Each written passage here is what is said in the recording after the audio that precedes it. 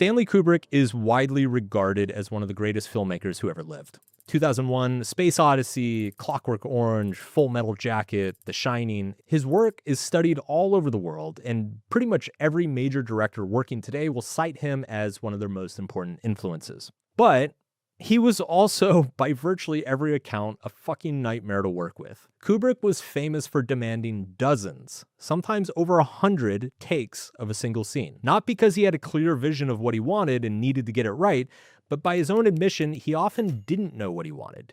He only knew what he didn't want. So he'd shoot and shoot and shoot, scene after scene after scene, waiting for something to emerge that met a standard he couldn't articulate, but would recognize once he saw it. Now imagine working under those conditions.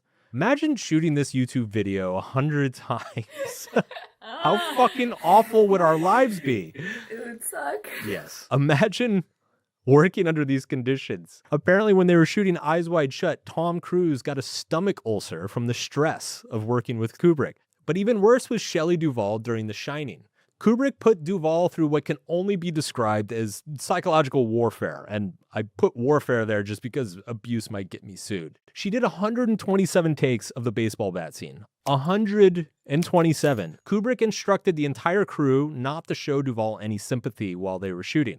He told them to ignore her completely. He never once complimented her performance, while openly praising Jack Nicholson right next to her. Duvall started losing her hair from the amount of stress that she was under. She was described as being in and out of health throughout the shoot. The child actor, Danny Lloyd, required psychological counseling.